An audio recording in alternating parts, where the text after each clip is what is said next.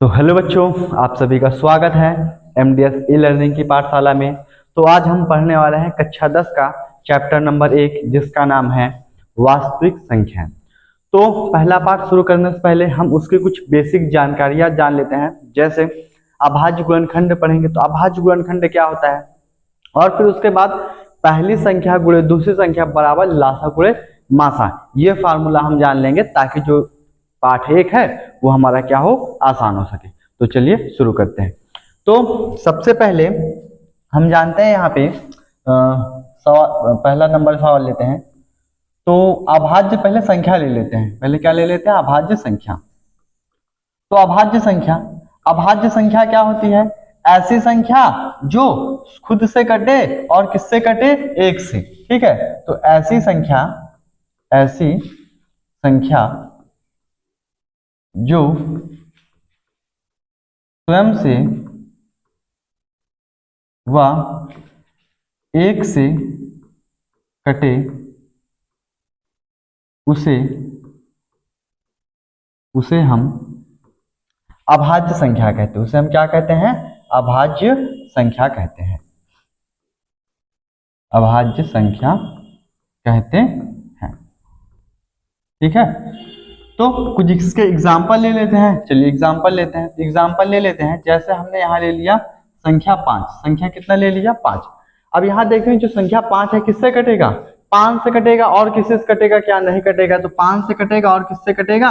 1 से कटेगा। तो ये 5 1 से कट रहा है और किससे कट रहा है? ये हमारा 5 से कट रहा है। तो ऐसी संख्या जो खुद से कटे, 5 तो 5 से कट रहा है और किससे कटेगा?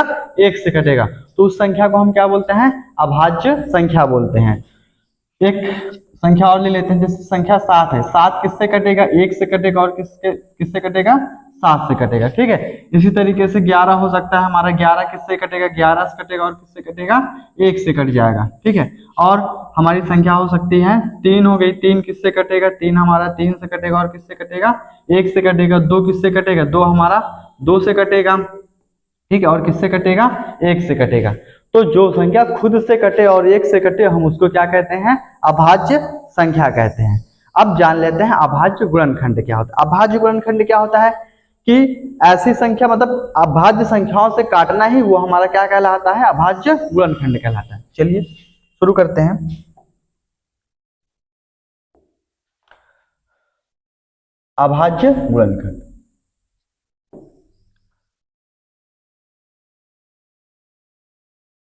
अभाज्य गुणनखंड।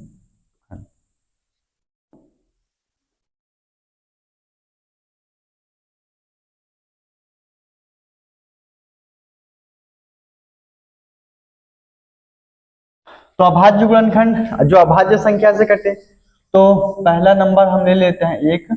यहाँ पे हमने कितना ले लिया? 24 है। अब 24 का अभाज्य गुणनखंड करते हैं तो 24 को काटते हैं। चलो 24 किससे कटेगा? तो यहाँ लिख दिया 24, और हम 24 को काटते हैं तो ये लिख दिया 24 किससे कटेगा? 2 से कटेगा। काट दो इसको। 2 से 2 एक कम, 2 2 दूनिया 4, फिर 2 से काटे 2 छंग 12, फिर 2 से 2 ताए 6, फिर 3 से 3 एक कम, कितना हो गया? 3 हो गया। तो 24 का गुणनखंड कितना हुआ? 2 गुणे 2 गुणे कितना हो गया? 2 गुणे कितना आया? 3। तो ये हमारा हो गया 24 का अभाज्य गुणनखंड। इसी तरीके से और संख्या का निकाल लेते हैं। दूसरी संख्या हम ले लेते हैं, कितना लिख लेते हैं? 54 लिख लेते हैं। चलिए 54 को काटते हैं तो 54 किससे कटेगा? लास्ट में 4 है, 2 से कटेगा। 2 से काट देते हैं। 2 तो नैया 4, 2 सते 14, 27 किससे कटेगा? 3 से कटेगा। 3 9 27, फिर 3 से 3 तरीक का 9, फिर 3 से काट दे रहे हैं। 3 एक का 3 आया। तो 54 का गुणनखंड कितना हो गया? 54 का गुणनखंड हमारा हो गया 2 गुणे 3 गुणे कितना हो गया? 3 गुणे कितना हुआ? 3 हो गया। ये हमारा हो गया 54 का गुणनखंड। तो इसको हम बोलते हैं क्या? अभाज्य गुणनखंड। ठीक है, तो अब आते हैं चैप्टर के पहले नंबर सवाल पे। तो चैप्टर का पहला नंबर सवाल है, यहाँ कह रहा है कि निम्नलिखित संख्याओं को अभाज्य गुणनखंडों के गुणनफल के रूप में क्या कीजिए? व्यक्त कीजिए। तो चलिए शुरू करते हैं। तो पहला नंबर हमारा है, कितना है? 140 है।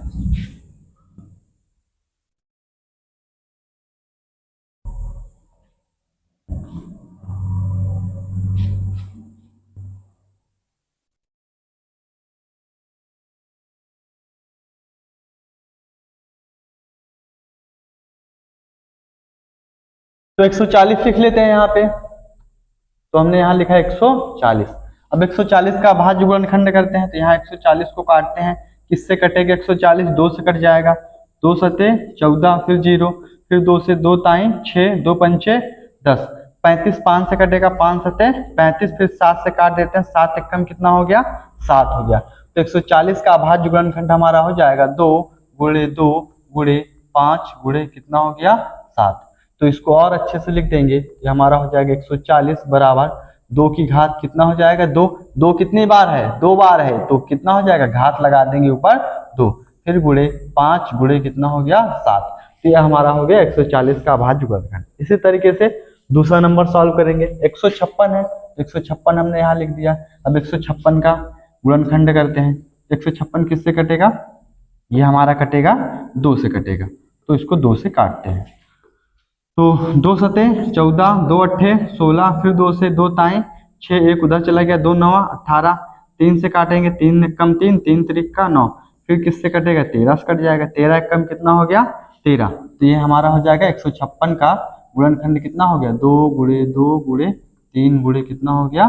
13 हो जाएगा। तो 156 बराबर ये हो जाएगा 2 की घात 2 गुणे 3 गुणे कितना हो गया? 13 हो गया। ये हमारा हो गया 156 का अभाज्य गुणनखंड। इसी तरीके से तीसरे को भी सॉल्व करेंगे। तो तीसरा हमारा कितना है? 3800 कितना है? 25 है। 3825 को काटते हैं, तो यहाँ हमने लिख लिया 3825। किससे कटेगा? 3 से कटेगा क्या? चलिए 3 से चेक कर देते हैं। तो कितना? 8 3 11, 11 2 कितना हो जाएगा? 11 2 13, 13 5 कितना? 18। तो 18 है, मतलब ये 3 से कट जाएगा। काट देते हैं। 3 एकम 3, 3 दुनैया 6, 2 बचा 2 उधर चला गया, 3 सते 21, 3 पचे 15, फिर 3 से काट देते हैं। 3 चौक 12, 3 दुनैया 6, 3 पचे 15। अब किससे कटेगा? 3 से कटेगा क्या? 4 2 6, 5 11 नहीं कट रहा है, 5 से काट देते हैं। 5 से काटते हैं इसको, 5 अठे 40 हो गया, 1 उधर चला गया, 2 उधर चला गया, 5 पचे 25। अब ये किससे कटेगा? अब ये हमारा कटेगा, फिर 5 से कट रहा है, तो 5 एकम 5 और फिर 5 सते 35, फिर ये हमारा कट जाएगा 17 से। 17 एकम कितना हो गया? 17। ये हमारा हो जाएगा 3 गुणे 3 गुणे 5 गुणे 5 गुणे कितना हो गया? 17 हो गया। तो इसको लिखेंगे 3825 का जो हमारा अभाज्य गुणनखंड है कितना हो जाएगा?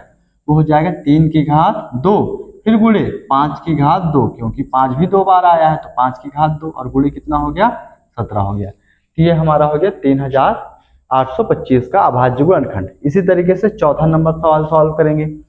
तो चौथा नंबर सवाल हमारा है 5005 है, तो 5005 लिखते हैं। 5005 का हम अभाज्य गुणनखंड करते हैं। तो 5005 का अभाज्य गुणनखंड करेंगे, किससे कटेगा? 5 से, 5 एकम 5 0 0, 5 एकम 5, फिर ये किससे कटेगा? 7 से कट जाएगा, 7 से काट देते हैं। 7 एकम 7, 3 बचा, 3 उधर चला गया, कितना हो जाएगा? 7 चौक 28, फिर कितना बचा? 2 बचा, 7 त्रिक 21, फिर ये किससे कटेगा? 11 से कट जाएगा, 11 एकम 11, 11 ताई 33, फिर किससे कट गया? 13 से, 13 एकम 13। तो 5005 का हमारा कितना हो जाएगा अभाज्य गुणनखंड? 5 गुणे 7 गुणे कितना हो जाएगा? 11 गुणे कितना हुआ? 13 हो गया। बस ये हमारा 5005 का अभाज्य गुणनखंड हो गया। ठीक है। अब इसी तरीके से लास्ट वाला जो सवाल है, 5वां नंबर कितना? 7429 है। तो 7429 इसका अभाज्य गुणनखंड करते हैं। तो 7429 किससे कटेगा? 3 से कटेगा क्या? 7 4 कितना हो जाएगा? 11, 11 2 हमारा कितना हो जाएगा? 11 2 13 होगा, और 13 9 हमारा हो जाएगा 22 आएगा। तो 22 3 के पढ़ने में नहीं आएगा, मतलब ये नहीं कटेगा। 7 से कटेगा क्या? 7 से, 7 एकम 7 छक 42, 7 से नहीं कट रहा है। 11 से कट जाएगा क्या ये? तो कितना हो जाएगा? 11 छंग 66 हो जाएगा, फिर कितना बचेगा? 8 बचेगा, उधर चला गया, 82 हो जाएगा, फिर कितना हो जाएगा? 11 7 77 हो जाएगा, फिर उससे भी नहीं कट रहा है। अब इसको हम काटते हैं उससे, 17 से काटते हैं। चलिए 17 से काट देते हैं। तो 17 से काटते हैं, 17 दूनी 34, 17 तिया 51 हो जाएगा, 17 चौको 68 हो जाएगा। तो 68 आ रहा है, 4 बार में आ रहा है, कितना बचा? 6 बचा, 6 हमारा इधर चला आया, कितना हो जाएगा? 62। तो 17 34, 17 तिया 51, कितना आ रहा है? 3 51, 3 बार, कितना बचा? यहाँ बचा हमारा 11 बचा, तो 11 इधर चला गया, 119 हो जाएगा, कितना हो जाएगा? 17 सते हमारा 119 होता है। अब ये किससे कटेगा? अब ये हमारा कटेगा 19 से, कटेगा किससे कटेगा 19 से। तो 19 से काटते हैं, 19 दुनिया कितना हो जाएगा हमारा 38 हो जाएगा। फिर कितना बचा, यहाँ पे बचा हमारा 19 दुनिया 38, 5 बचा इधर 57 हो जाएगा। तो 19 तिरिक का कितना हुआ 57। अब 23 आया, 23 किससे कटेगा 23 से काट दो। ये हमारा हो जाएगा 7429 का गुणनखंड कितना हो जाएगा 17 गुणे 19 गुणे कितना हो गया 23 हो गया। तो ये हमारा हो गया 7429 का अभाज्य गुणनखंड। ठीक है।